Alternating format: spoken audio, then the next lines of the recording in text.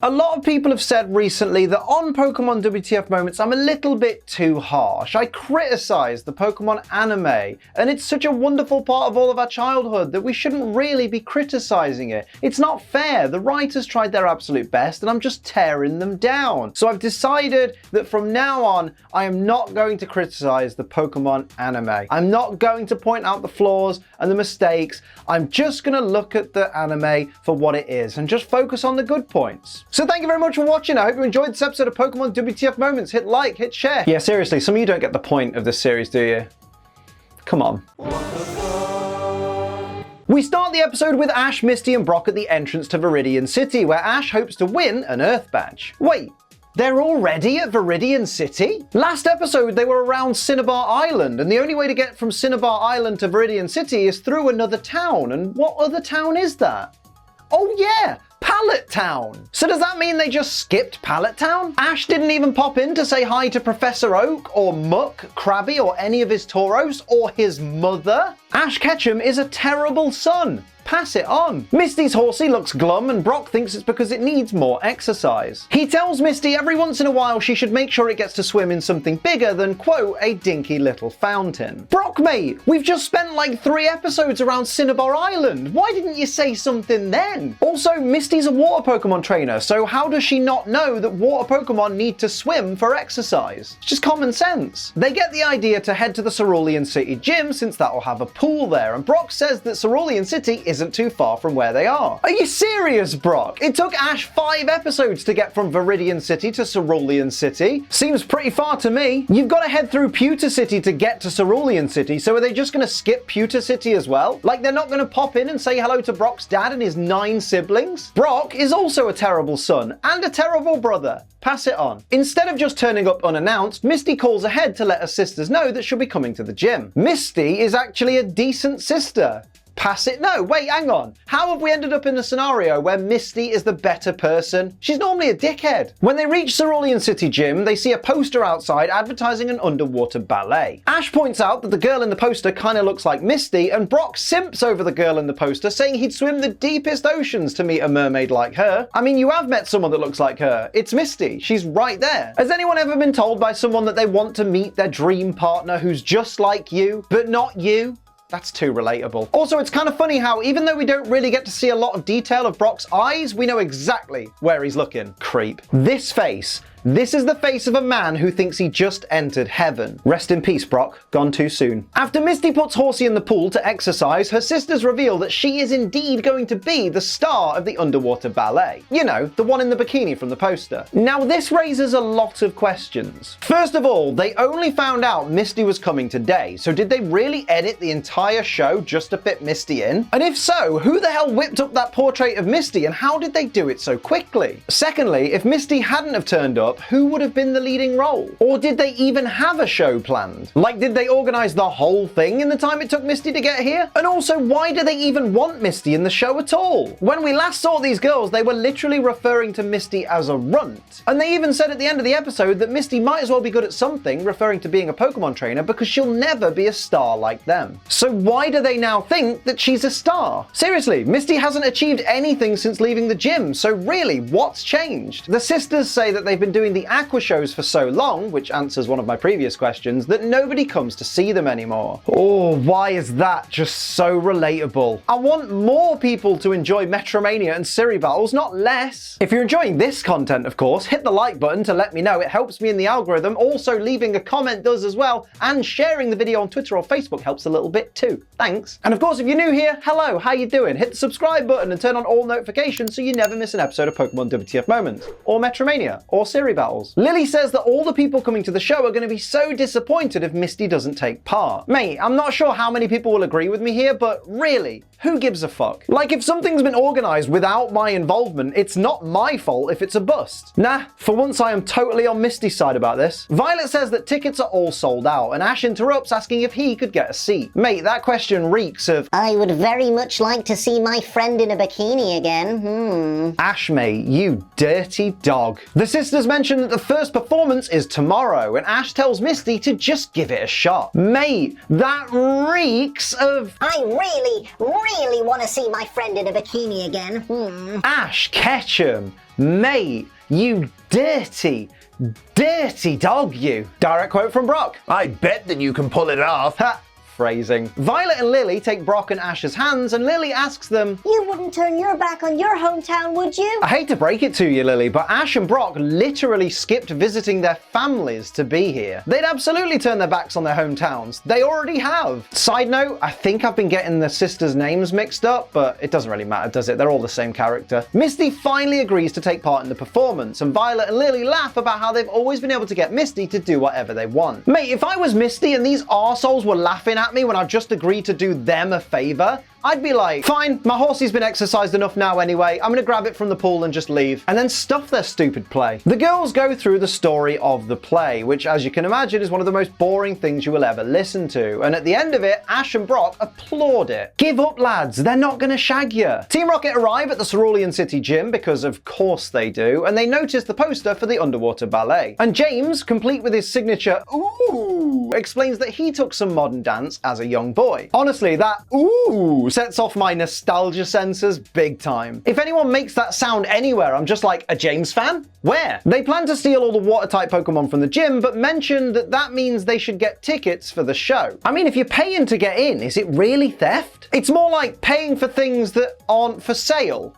I guess. It's still dishonest, but at least the gym will get a little bit of money back. The next day, when people are queuing outside the gym to get into the show, one of the sisters yells, Please have your cash or major credit card ready. But wait, yesterday you said the shows were all sold out, so how are people still buying tickets? So the tickets were supposedly sold out, and yet people are still queuing to buy some extra tickets that have somehow become available, but yet Brock and Ash have somehow managed to get free seats. That, my friends, is nepotism. I have the exact same thought every time I see this gigantic aquarium tank rise up from under the floor of the gym. Imagine if some arsehole came in and deliberately threw a rock or something to smash the glass. I can't be the only one who just imagines that glass shattering and the place flooding. Alright, eyes on me, you bunch of creeps. Don't forget this is a 10-year-old girl right here, so I want you lot to be on your best bloody behavior. Yes, I am judging you. Not to be a buzzkill, which means I'm absolutely about to be a buzzkill, but does this not look like the most boring fucking thing anyone could ever pay to watch? Like, I'd rather just go to a regular aquarium. They're sick. And I'm just saying, regular aquariums don't have barely clothed 10-year-olds floating in them, so that's why regular aquariums are much, much better. Ash comments that Misty's pretty good, and Brock says, Of course, she's a water Pokemon trainer. I mean, yes, she is, but that doesn't automatically mean that she's a strong swimmer or particularly skilled in the art of underwater synchronized dance, does it? I'd be remiss if I didn't mention that the anime version of the Gen 1 surf music is just, mwah, bellissimo. I love how understaffed the gym is. Violet and Lily are getting ready for their part in the performance, and Daisy says to herself that she needs to get ready for her part too, which means leaving the lobby of the gym completely unattended. I hope all that cash is locked away, Daisy, otherwise you're going to have a lot more to worry about than missing your cue. You've got to appreciate just how long Misty can hold her breath for before having to resort to one of these breathing devices. Like, she's literally been under the water for about 5 minutes. Wait, what's the world record for holding your breath underwater? Apparently for women it's 18 minutes 32.59 seconds. That's impressive. Oh look, there's just a single comment. Guess it's tougher holding your breath listening to people sometimes. Joking. That's so wholesome. You know what else is wholesome? Using code ACE to support this channel while saving yourself money on G Fuel. Thank you very much. Today I'm drinking the lovely, luxurious classified. It's tasty, it's fruity, the flavor's confidential, so I've got no idea actually what it tastes of, but I just know it tastes bloody lovely. And you can use code ACE for 30% off until Monday. You're welcome. Remember, of course, it's for over 18s only because it contains caffeine, and as it contains caffeine, just drink it responsibly. Don't be a dickhead. I know they're supposed to be bad villains, like not very good at their job, but Team Rocket were complete idiots for not wearing masks with these outfits. Like, you've gone to all of that effort to wear disguises, but your faces can still be identified by the 100+ people in attendance. I understand that the crowd might think they're just part of the show, but all it takes is for Ash or Brock to be like, yo, they're not part of the show. They are Pokemon thieves, and then the jig is up. Wait, why don't Ash and Brock yell that? Direct quote from James. And next time we steal men's clothes. Hang on, we've seen you in drag before, James. Like, we've seen you dressed as a woman so many times throughout this series so far, so how come all of a sudden you're out of your comfort zone? Seriously though, why don't Ash and Brock alert anybody to what's happening? Like, there's a high chance that there could be other trainers here, probably with water-type Pokemon that could go in and help. They legit just leave their seats quietly like they don't want to disturb anyone. And they leave Pikachu's drink on the floor. Some poor bugger's got to clean that up, lads. I don't know who though, because this place has like no staff. Yo, it's Future Liam editing this video late in the week and with a deadline to meet to get this video out so that none of you complain. And I've just realized, it's just come to my attention, that the second hour of footage I recorded to make the second half of this video is all completely blurry. So, look forward to the rest of the video having me wonderfully blurry. There's also another problem you'll see very soon as well. All that I found out at the time of editing, so I'm going to go and bash my head against a wall at least 650 times, but enjoy the rest of the video in spite of all the fucking problems. Alright, real talk, how can Misty speak underwater? Even with this breathing device, it looks like it's designed for you to put your mouth really tightly around it for it to work. So you wouldn't be able to enunciate very clearly with it at all, yet everybody that's using them is speaking with perfect diction. Well, actually, Liam, I think it's just so the children watching can understand the characters better. Well, if they want to understand them better, then they should just pay more attention, shouldn't they? Team Rocket net a bunch of the Goldeen and Misty tries to save them by tugging on the other side of the net. Dude, Horsey's right there. And I'm pretty sure there's a Seaking, a Starmie, a Seal, and a Shelder knocking about nearby. Maybe get them involved? Ash and Brock explain the situation to Daisy just before she's about to go out to do her Prince character role thing. She then notices the sound of Violet and Lily banging on the door of the locker that they're tied up in just before they fall out of it. You trying to tell me that Daisy didn't notice them banging on the door of that locker before when she was getting ready? Daisy just kept them waiting, trapped in the locker, the arsehole. Well, actually, Liam, maybe Violet and Lily didn't start banging the locker right away because they didn't think anyone was outside. Wait, so you're trying to tell me that they didn't hear Daisy open her locker or even say out loud, Well, guess that's my cue.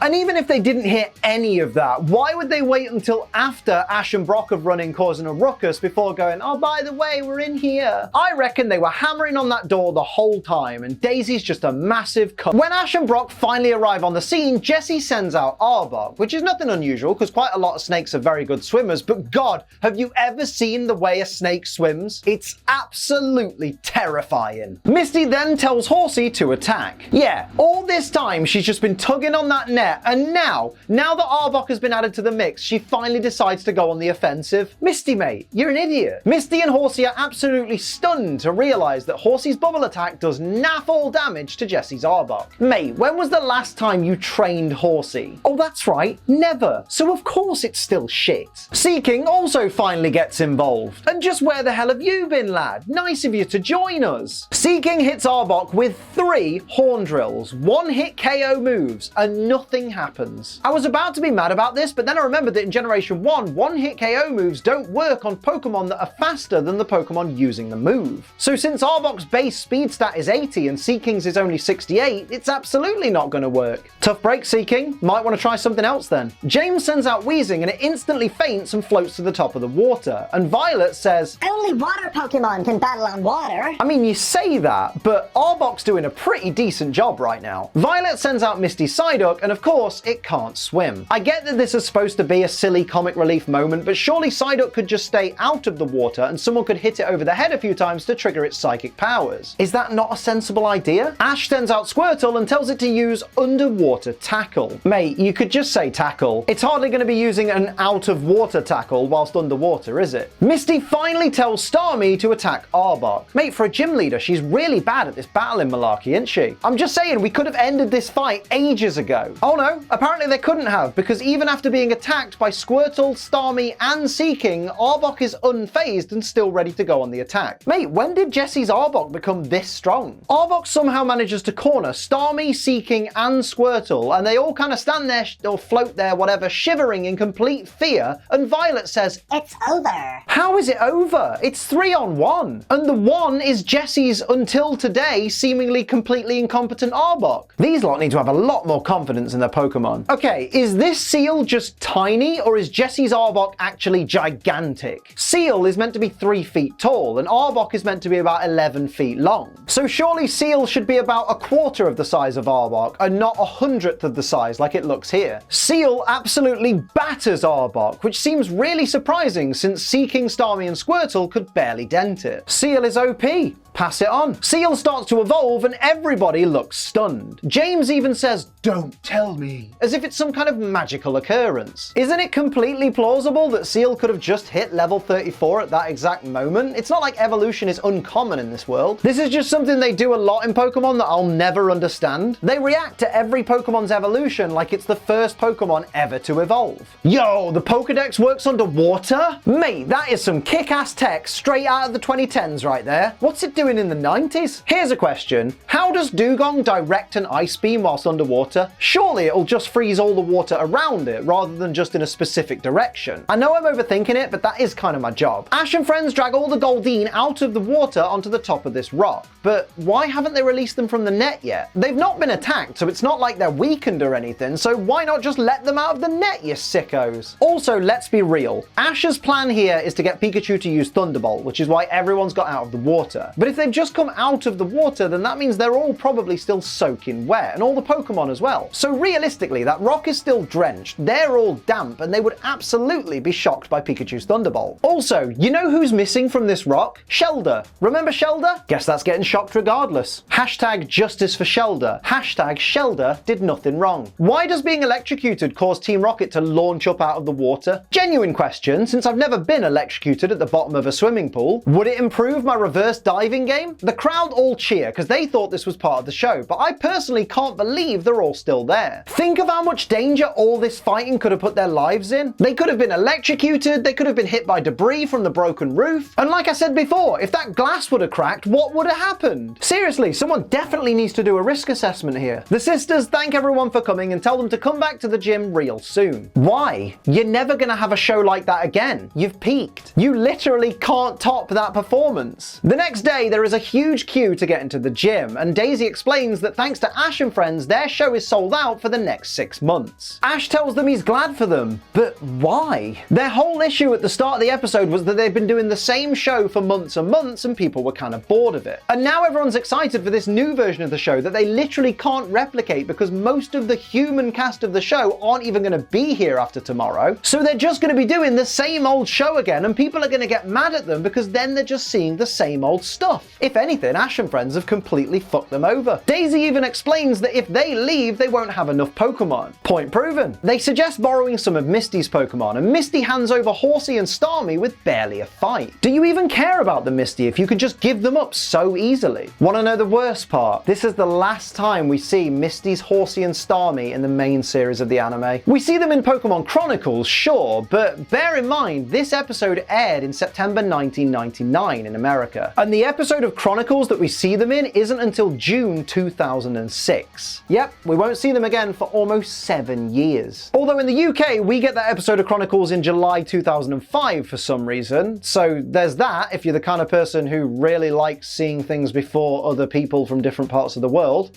I'm sure that's a thing. Anyway, so Ash and friends head off back to Viridian City. Now, we know you're going to go through Pewter City on your way back, so maybe, Brock, just maybe, you should pop in and see how your dad and your 9 siblings are doing. I'm just saying, avoiding them twice in the span of 1 episode makes you look a right knobhead. So those are my WTF moments of Pokemon Season 1, Episode 61, the Misty Mermaid. Let me know your favourites and any that I missed down in the comments below. Don't forget to like, share, and subscribe. Head over to twitch.tv/AceTrainerLiam for my 12-hour stream that's happening right now, and use code ACE for 30% off G Fuel. But until next time, I'm Ace Trainer Liam. Keep on training.